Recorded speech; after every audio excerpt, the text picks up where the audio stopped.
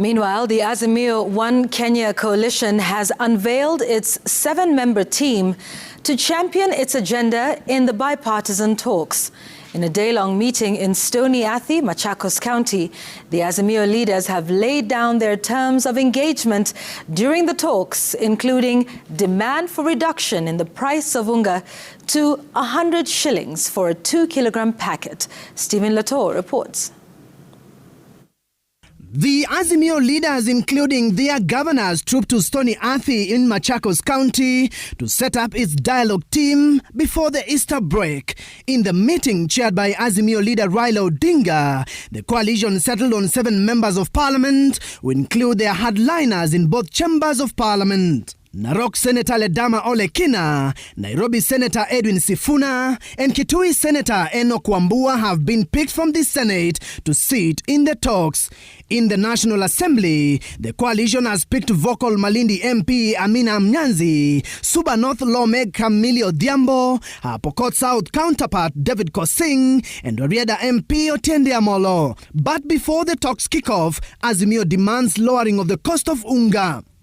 That the majority of Kenyans are unable to put food on the table, and as a first sign of goodwill and precursor to any discussions between the two sides, the Kenya Kwanza regime must immediately announce specific measures taken to 1.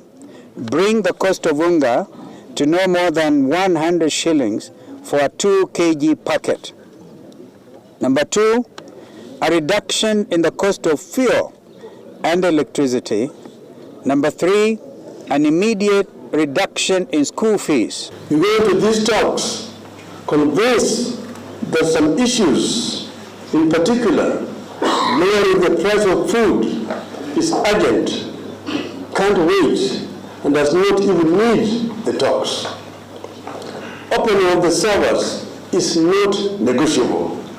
Azimio wants the Joint Select Committee to report back to the bicameral parliament within 60 days after their first sitting. The Raila Odinga-led coalition has further set terms of engagement for their 7-member team to stick to during the talks. Among them is to investigate causes of the rise in the cost of living and recommend tenable and sustainable economic reforms, including measures such as subsidies and basic minimum income for workers.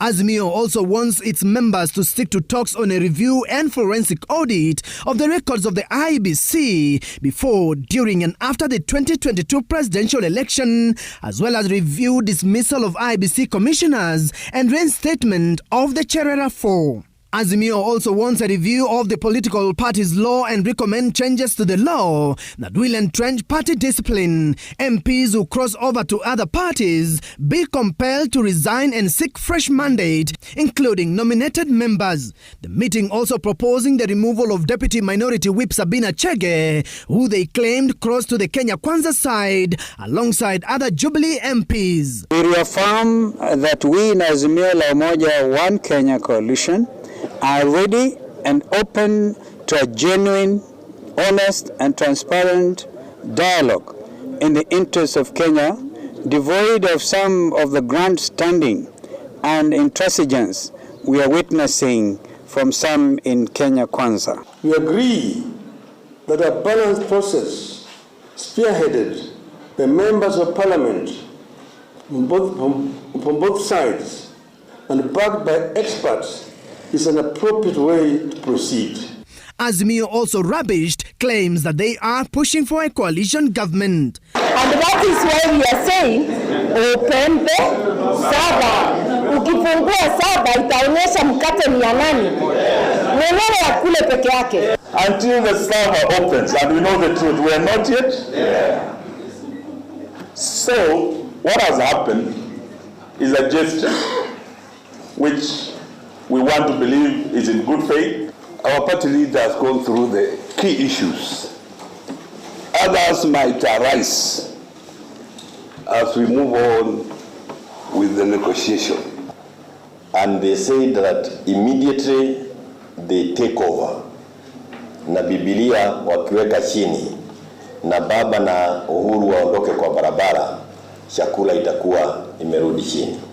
So that cannot be an issue that we take to a committee. Azimio has warned that should the talks show signs of collapse, they will go back to the streets. Stephen Letos, Citizen TV.